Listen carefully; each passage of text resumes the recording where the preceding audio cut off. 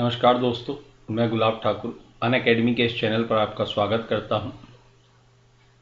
आशा करता हूं कि आप अपने घरों में स्वस्थ होंगे और लॉकडाउन के दिनों में अपने समय का सदुपयोग कर रहे होंगे। यहाँ हम पेपर 4 इथिक्स का दर्शन शास्त्र के अंतर्गत जो पहली यूनिट है जिसमें विचारक हैं, इन विचारकों का अध्ययन कर रहे हैं। अभी हम फर्स्ट यूनिट को पढ़ेंगे। फर्स्ट यूनिट के बाद हम पूरा जो आपका इथिक्स का 4th पेपर है, जिसे एमपीपीएससी में अब दर्शन शास्त्र के नाम से जाना जाता है, दर्शन शास्त्र, मनोविज्ञान और समाज शास्त्र के नाम से जाना जाता है। यूपीएससी में इसे इथिक्स के नाम से जाना जाता है, किंतु अगर दोनों के सिलेबस की बात करें, पाठ्यक्रम की बात करें, तो लगभग समानता है। 80% से 90% एक समान ही है। अगर थिंकर की बात करें तो ऑलमोस्ट वो समान ही है। लिखने का तरीका या उन्हें समझने का तरीका एक ही है।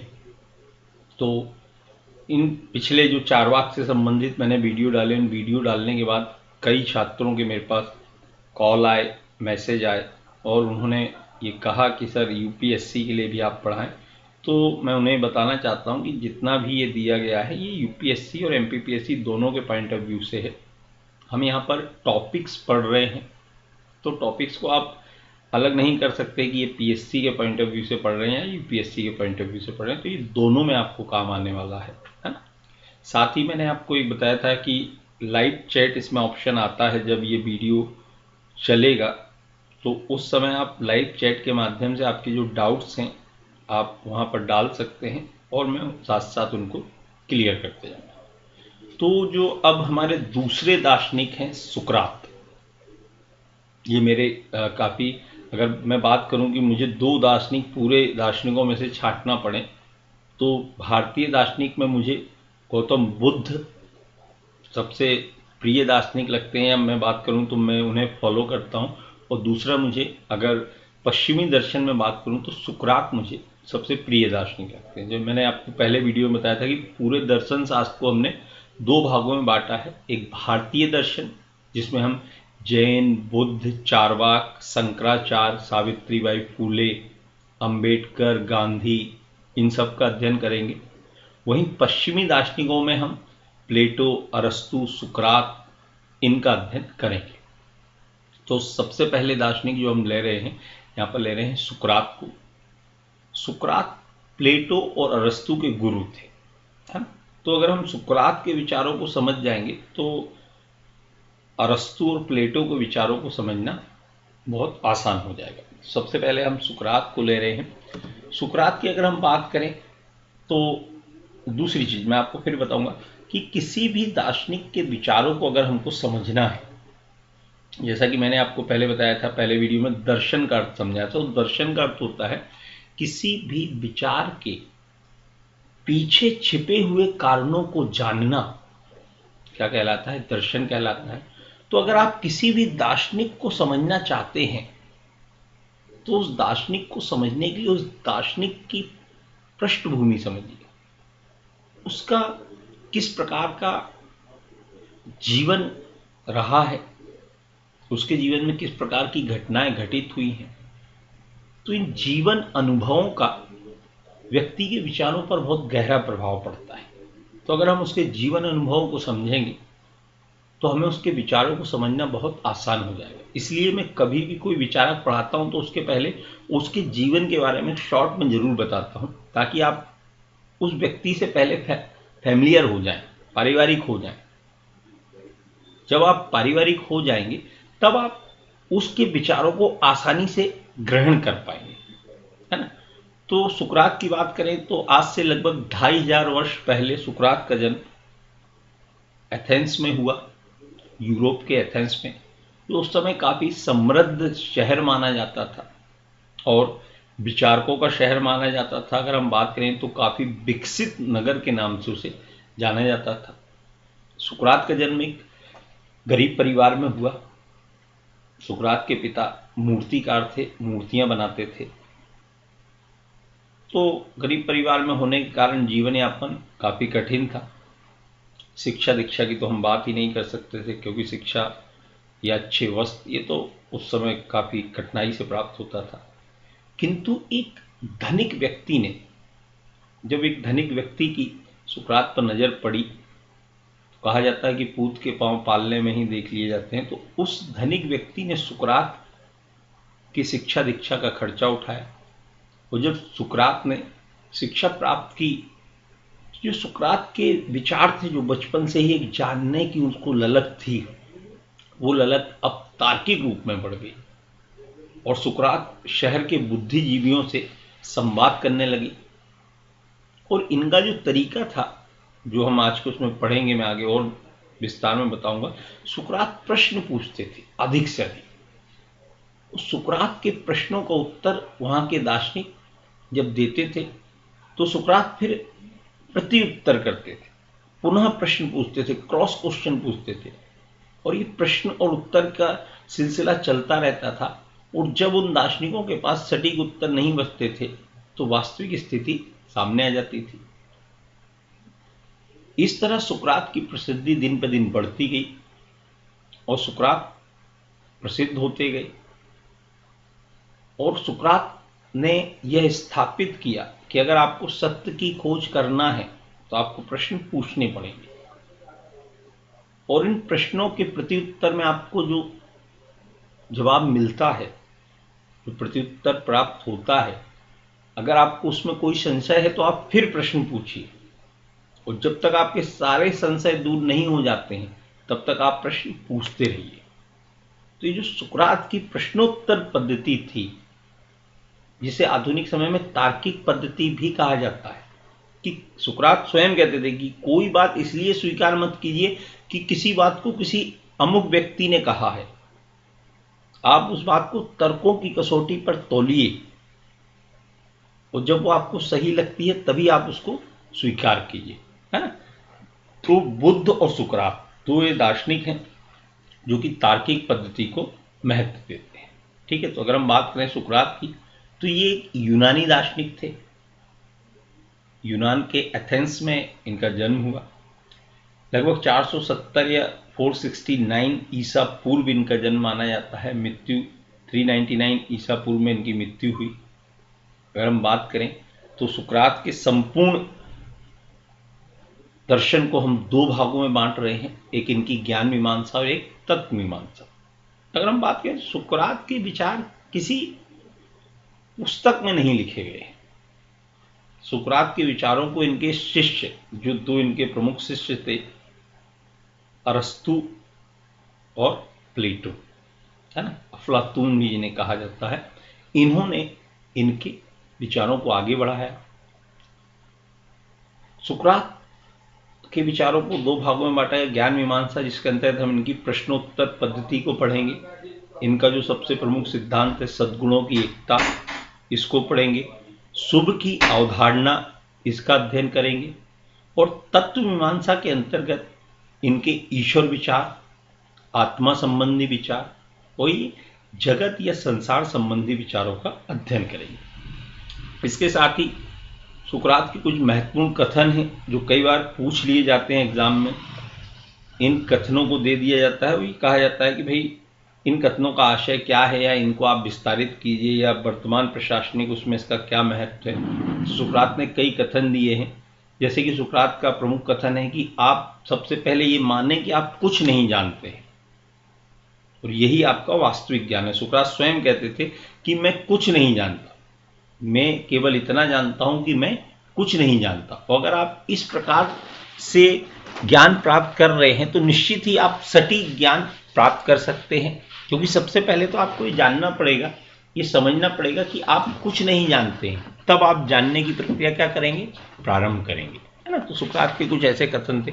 एक और इनका कथन था, सुकरात कहते थे कि विवाह अवश्य कीजिए। अगर आपको अच्छी पत्नी मिलती है तो आप सुखी जीवन व्यतीत करेंगे, और गलत पत्नी मिलती है तो आप दार्शनिक बन जाएंगे, है ना। तो इनके कुछ ऐसे महत्वपूर्ण कथन हैं जिनका हम आगे चल के अध्ययन करेंगे। तो आज हम सुकरात की ज्ञान मीमांसा देखेंगे। ज्ञान मीमांसा अर्थात सटीक ज्ञान का स्रोत क्या है, जो सटीक ज्ञान है वो गलत ज्ञान से अलग कैसे है, ज्ञान किन किन माध्यमों से प्राप्त किया जा सकता है, इन सब का अध्ययन ज्ञान मीमांसा के अंतर्गत किया जाता है। ठीक है, तो इनकी ज्ञान मीमांसा के अंतर्गत इनका प्रश्नोत्तर पद्धति आप देखेंगे। उससे पहले हम कुछ सुकरात के बारे में चर्चा कर लें कि सुकरात थे क्या। तो जैसा कि हमने बताया कि भाई पश्चिमी दर्शन के अग्रणी विचारों में सुकरात का नाम सबसे पहले आता है। सुकरात को यथार्थवादी और बुद्धिवादी दार्शनिक भी कहा जाता है। यथार्थवादी यानी जो इस वास्तविक संसार की बात करते हैं, यथार्थवादी बात करते हैं, मतलब काल्पनिक बात नहीं करते हैं। काल्पनिक यानी कल्पना नहीं करते हैं कि ऐसा होगा या ऐसा होना चाहिए। ये यथार्थवादी बात करते हैं। ये कहते हैं कि प्रत्येक मनुष्य के अपने राष्ट्र के प्रति कुछ कर्तव्य हैं, उन कर्तव्यों को पूरा करना चाहिए। राजा केवल प्रशासक है, राजा ईश्वर का अवतार नहीं है। जैसे कि काल्पनिक विचारक कहते थे कि भाई राजा जो है वो ईश्वर का अवतार है, अर्थात राजा ने जो भी बात कही है उसको मानना चाहिए। कहते नहीं साहब, राजा एक प्रशासक है, अगर वो सही बात कहता है, तार्किक बात कहता है, तो ही उसकी बात स्वीकार करना चाहिए। तो ये नहीं, इन्हें क्या है, यथार्थवादी विचारक कहा जाता है। साथ ही बुद्धिवादी दार्शनिक कहा जाता है। बुद्धिवादी वे विचारक होते हैं जो ये कहते हैं कि भाई उनकी बातों को केवल इसलिए स्वीकार ना किया जाएगा कि उनने कहा है, उनकी बातों को तर्क की कसौटी पर तोला जाए। अगर वो तार्किक रूप से सही लगती हैं तो ही उनकी बातों को क्या किया जाए, स्वीकार किया जाए, है ना। तो इनको बुद्धिवादी दार्शनिक भी कहा जाता है। तो ये यथार्थवादी और बुद्धिवादी दार्शनिक भी, जैसा कि मैंने बताया कि इनका जन्म एथेंस में हुआ और इनकी मृत्यु जहर का प्याला पीने के कारण। जहर का प्याला, इन पर यह आरोप लगाया गया जब इनकी बहुत प्रसिद्धि बढ़ने लगी, तो इन पर यह देशद्रोह का आरोप लगाया गया कि ये देशद्रोह कर रहे हैं, युवाओं को भड़का रहे हैं। तो इनको राजा के द्वारा मृत्युदंड दिया गया। और उस समय मृत्युदंड जो दिया जाता था, तो मृत्युदंड देने का माध्यम था जहर का प्याला पिला दो। तो एक तिथि निर्धारित की गई और उस तिथि को सुकरात को जहर का प्याला दिया गया और सुकरात ने उस जहर का प्याला पी लिया। उस जहर का प्याला पीने के कारण सुकरात की मृत्यु हुई। अगर सुकरात के हम दर्शन का मुख्य उद्देश्य की बात करें तो सुकरात के दर्शन का मुख्य उद्देश्य या केंद्र था सत्य की खोज करना। सुकरात अपने दर्शन का केंद्र बिंदु मानते हैं कि सत्य की खोज करना, क्योंकि ये कहते हैं कि सत्य ही प्रमुख है, सत्य के ही आधार पर अन्य सभी चीजों की स्थापना की जा सकती है, चाहे वो इनकी तत्व मीमांसा हो, चाहे कुछ भी हो, उसके लिए सत्य सबसे प्रमुख है। सुकरात के द्वारा जो भी इनके विचार दिए गए वो इनके शिष्यों के द्वारा आगे बढ़ाए गए, है ना। प्लेटो और अरस्तु ने इनके विचारों को आगे बढ़ाया और पूरे पश्चिमी दर्शन में सुकरात ने एक दार्शनिक परंपरा चलाई, उस दार्शनिक परंपरा आज भी आगे बढ़ रही है। अगर हम बात करें, आज भी जो तार्किक पद्धतियां हैं वो कहीं ना कहीं सुकरात की ही देन मानी जाती है। ठीक है, तो सबसे पहले सुकरात की ज्ञान मीमांसा अगर हम देख रहे हैं तो सुकरात की ज्ञान मीमांसा अर्थात ज्ञान किस प्रकार से प्राप्त किया जा सकता है, ज्ञान का स्रोत क्या है, ये ज्ञान मीमांसा कहलाती है। तो ज्ञान मीमांसा की अगर हम बात करें तो सुकरात के संपूर्ण दर्शन का जो केंद्र है वो क्या रहा है, ज्ञान ही रहा है। पश्चिमी बौद्धिक प्रक्रिया में ज्ञान प्राप्ति की सुकरात पद्धति, जो इन्होंने पद्धति दी है, जिसे क्या कहा जाता है, प्रश्न उत्तर पद्धति कहा जाता है, ये पश्चिमी बौद्धिक प्रक्रिया में इनका महत्वपूर्ण योगदान माना जाता है। क्योंकि सुकरात कहते थे कि भाई ये जो संसार है, ये जो जीवन है, इसके संबंध में हमारा जो ज्ञान है वो बहुत कम है, हम बहुत कम जानते हैं, हम सीमित जानते हैं। अतः सर्वप्रथम हमें हमारी अनभिज्ञता को स्वीकार करना चाहिए। विवाद कब उत्पन्न होता है, जब हम कम जाने और हम इस कम या अपूर्ण ज्ञान को पूर्ण मान बैठे। हम कहें नहीं साहब, हम जो जान रहे हैं वो एब्सोल्यूट है, वो कंप्लीट है, तब समस्याएं उत्पन्न होती हैं। हम अपने अपूर्ण और आंशिक ज्ञान को सत्य मानने लगते हैं। तो सुकरात कहते हैं नहीं साहब, सबसे पहले तो आप ये स्वीकार करें कि आपके पास जो ज्ञान है इस जीवन के बारे में, इस जगत के बारे में, ये ज्ञान सीमित है, अपूर्ण है, पूर्ण ज्ञान आपको नहीं है। जब आप इस बात को स्वीकार करेंगे तभी आप ज्ञान प्राप्ति की प्रक्रिया में आगे बढ़ेंगे। क्योंकि अगर एक बार आपने ये स्वीकार कर लिया कि नहीं साहब मैं जो जान रहा हूं ये पूर्ण है, इसके अलावा कोई चीज है ही नहीं, तब आपकी ज्ञान प्राप्ति के सारे मार्ग बंद हो जाएंगे। क्योंकि कहा जाता है कि आम तभी तक बढ़ता है, देखिए आम का मौसम है, मुझे आम का एग्जाम्पल याद आ गया कि आम तभी तक बढ़ता है जब तक वो पकता नहीं। पकने के बाद वो सड़ना शुरू होता है, बढ़ना नहीं, है ना। पकना मतलब जब हम ये कह लेते हैं कि भाई हमारा ज्ञान पूर्ण है, यानी हम पक चुके हैं, तब हम सड़ना शुरू होंगे, मतलब हमारा ज्ञान कम होना शुरू होगा, अब बढ़ेगा नहीं। तो हमेशा कच्चे आम बने रहिए और सीखने की प्रक्रिया निरंतर जारी रखिए। तो सुकरात कहते हैं कि सबसे पहले तो हमें इसके संबंध में हमारी अनभिज्ञता स्वीकार करनी चाहिए, और इसके लिए कथन भी देते हैं कि एक बात जो मैं जानता हूं, सुकरात कहते हैं कि एक बात जो मैं जानता हूं कि मैं कुछ नहीं जानता, यह सटीक ज्ञान की खोज का वो कहते हैं ये पहला चरण है, प्राथमिक चरण। सही ज्ञान अगर आप खोजना चाहते हैं तो सबसे पहले आप ये मानिए कि आप कुछ नहीं जानते, तब आप सही ज्ञान की तरफ बढ़ेंगे। ठीक है।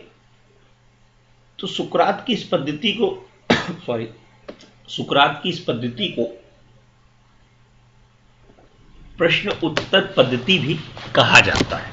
सुकरात ने जो पद्धति दी है इसे क्या कहा जाता है? प्रश्न उत्तर पद्धति। क्योंकि सुकरात जो भी ज्ञान प्राप्त करते थे प्रश्न उत्तर के माध्यम से, सुकरात प्रश्न पूछते थे और फिर प्रश्न, फिर प्रश्न, प्रश्न पर प्रश्न, प्रश्न पर प्रश्न। और ये कहते थे कि प्रश्न जब तक पूछिए जब तक आपके सारे संशय दूर नहीं हो जाते। जब आपके सारे संशय दूर हो जाएंगे, आपके पास कोई प्रश्न ही नहीं बचेगा, तब जो आपको ज्ञान प्राप्त हो रहा है वही सटीक ज्ञान है, वही सही ज्ञान है, वही वास्तविक ज्ञान है ना। तो इस पद्धति को प्रश्नोत्तर पद्धति कहा जाता है, जो परस्पर संवाद पर आधारित है। आप प्रश्न किससे पूछे? दीवालों से नहीं पूछना है, पेड़ से नहीं पूछना है, ये पेड़ तुम कितने साल के, ये दीवाल तुम कब से खड़ी हो, नहीं, ये नहीं देंगे। सजीव व्यक्ति, है ना। एक इस पे संवाद पे आधारित, संवाद के लिए दो सजीव व्यक्ति होना चाहिए, है ना। तो संवाद पर आधारित थी। अगर हम बात करें तो वर्तमान में इसी को तार्किक पद्धति या तर्क पद्धति भी कहा जाता है कि आप तर्क कीजिए, प्रश्न पूछिए। मैं इसीलिए हमेशा क्लास में छात्रों को प्रोत्साहित करता हूं कि आप प्रश्न पूछिए। आप जितने अधिक प्रश्न पूछेंगे उतना ही आपके जो डाउट्स हैं वो क्या होंगे? क्लियर होंगे। ठीक है, ये ध्यान रखिएगा। थोड़ा सा यहाँ पर प्रॉब्लम हो रहा है, या लाइट चली गई है ना, क्योंकि अभी कुछ बारिश भी हो रही है जिसके कारण लाइट की समस्या आ रही है। फिर से मैं मुद्दे पर आता हूं। तो सुकरात प्रश्नोत्तर पद्धति देते हैं, जो कि एक वर्तमान समय में तार्किक पद्धति जिसको कहा जाता है। सुकरात के अनुसार परस्पर संवाद करने से किसी विषय के संबंध में व्यक्ति के सभी प्रकार के संशय का क्या हो जाता है? समाधान हो जाता है। जितने भी आपके मन में संशय हैं किसी व्यक्ति के संबंध में या किसी वस्तु के संबंध में, तो इस सभी प्रकार के संशय क्या हो जाते हैं? समाधान हो जाते हैं। और जब सभी संशयों का समाधान हो जाता है तो मनुष्य को सटीक ज्ञान की प्राप्ति हो जाती है। अगर आपको किसी के संबंध में सटीक ज्ञान प्राप्त करना है तो क्या करना पड़ेगा? आप प्रश्न पूछते जाइए। जब आपके सारे प्रश्न उसके संबंध में समाप्त हो जाएंगे तो आपको सटीक ज्ञान प्राप्त हो जाएगा। यही सुकरात की ज्ञान मीमांसा है। प्रश्नोत्तर संवाद, ये क्या कहलाती है? सुकरात की ज्ञान मीमांसा। इसके अलावा अगर हम बात करें तो सुकरात ज्ञान के व्यावहारिक पक्ष पर अधिक बल देते हैं। व्यावहारिक मतलब जो आपके डे टू डे जीवन में काम आता है, व्यावहारिक जीवन में काम आता है, इस पर अधिक बल देते थे। उनके अनुसार ज्ञान और व्यवहार में एक रूपता होना चाहिए। मतलब जैसा आपका ज्ञान है, जैसा आपका नॉलेज है, वैसा ही आपका व्यवहार होना चाहिए। व्यवहार आपका, क्रियाएं जो आपकी हैं वो आपके ज्ञान के अकॉर्डिंग होना चाहिए। वे कहते थे कि अज्ञान ही सबसे बड़ा पाप है, क्योंकि अज्ञान के कारण ही मनुष्य क्या करता है, अनुचित कार्यों को करता है। अगर आपको नॉलेज नहीं है कि कौन सी चीज सही है, कौन सी चीज गलत है, तब आप क्या करेंगे, गलत कार्यों को कर सकते हैं। तो ये कहते हैं कि अज्ञान ही सबसे बड़ा पाप है जो मनुष्य को अनुचित कार्यों को करने के लिए प्रेरित करता है, अग्रसर करता है। और सुकरात नैतिक जीवन की जितनी भी समस्याएं हैं, जो भी समस्या आपके नैतिक जीवन में, पारिवारिक जीवन में, शैक्षणिक जीवन में, सामाजिक जीवन में, इन सब का जो समाधान है वो बौद्धिक आधार पर हो सकता है। सुकरात कहते हैं इन सारी समस्याओं का समाधान है बौद्धिक आधार पर हो सकता है, क्योंकि सही कार्य करने के लिए हमारी सोच और चिंतन प्रणाली का भी सही होना आवश्यक है। ये बात का ध्यान रखिएगा कि अगर आप सही कार्य करना चाहते हैं तो आपकी चिंतन प्रणाली, जो सोच है, वो भी क्या होना चाहिए, सही होना चाहिए। तो सुकरात व्यवहार और सिद्धांत दोनों में एक रूपता की बात करते हैं, अर्थात जैसे आपके जीवन के सिद्धांत हों वैसा ही आपका क्या होना चाहिए, व्यवहार होना चाहिए। तो सुकरात की जो आज हमने ज्ञान मीमांसा देखी, इसका अगर हम शॉर्ट में बात करें तो सुकरात की सबसे पहले हमने सुकरात के संबंध में उनका जीवन परिचय देखा कि सुकरात कौन थे। तो ये यूनान के एथेंस में इनका जन्म हुआ, इनकी मृत्यु के बारे में हमने देखा। फिर हमने इनके संपूर्ण दर्शन को दो भागों में बांटा, एक ज्ञान मीमांसा, एक तत्व मीमांसा। ज्ञान मीमांसा में आज हमने इनकी प्रश्नोत्तर पद्धति देखी। प्रश्नोत्तर पद्धति में इन्होंने बताया कि भाई ज्ञान कैसे प्राप्त किया जाए। तो ये कहते हैं ज्ञान प्राप्ति के लिए प्रश्न कीजिए, अधिक से अधिक आप प्रश्न कीजिए। उन प्रश्नों का जब सभी प्रकार के आपके जो डाउट्स हैं वो अगर क्लियर हो जाते हैं तो उसके बाद आपको जो ज्ञान प्राप्त होता है वही वास्तविक और सटीक ज्ञान है। ये इनकी ज्ञान मीमांसा थी। इसके लिए ये प्रश्नोत्तर पद्धति की बात करते हैं। प्रश्नोत्तर पद्धति जिसमें प्रश्न पूछिए, संवाद पर जो आधारित है। अर्थात आप जो ज्ञान प्राप्त करना चाहते हैं तो आप संवाद कीजिए किसी से, किसी व्यक्ति के बारे में आप ज्ञान प्राप्त करना चाहते हैं, वस्तु के बारे में या स्थान के बारे में, तो आपको सटीक ज्ञान कैसे प्राप्त होगा। तो ये कहते हैं आप अधिक से अधिक प्रश्न पूछिए, और जब आपके सभी प्रश्नों का समाधान हो जाता है, जब आपके दिमाग में एक भी संशय नहीं बचता है, तो जो आपको ज्ञान प्राप्त हो रहा है वो कैसा है, सटीक ज्ञान है, यथार्थ ज्ञान है, वास्तविक ज्ञान है। तो ये सुकरात की क्या है, ज्ञान मीमांसा है। फिर हमने इसमें बताया कि भाई सुकरात व्यावहारिक जीवन या व्यावहारिक पक्षों पर अधिक महत्व देते थे। ये कहते थे कि ज्ञान ही प्रमुख है और सही ज्ञान ही महत्वपूर्ण है, और ये अज्ञान को सबसे बड़ा पाप मानते थे कि अगर आपको किसी चीज़ का नॉलेज नहीं है तो ये बहुत बड़ा पाप है। तो ये कहते हैं कि भाई मनुष्य को अपने जीवन में ज्ञान प्राप्त करने का प्रयास करते रहना चाहिए। और सबसे पहले तो ये ज्ञान की प्रक्रिया में कहते हैं सबसे पहले तो आपको ये स्वीकार करना चाहिए कि आप कुछ नहीं जानते। जब आप ये जान जाएंगे कि आप कुछ नहीं जानते हैं, तब आपके ज्ञान प्राप्ति की प्रक्रिया क्या होगी,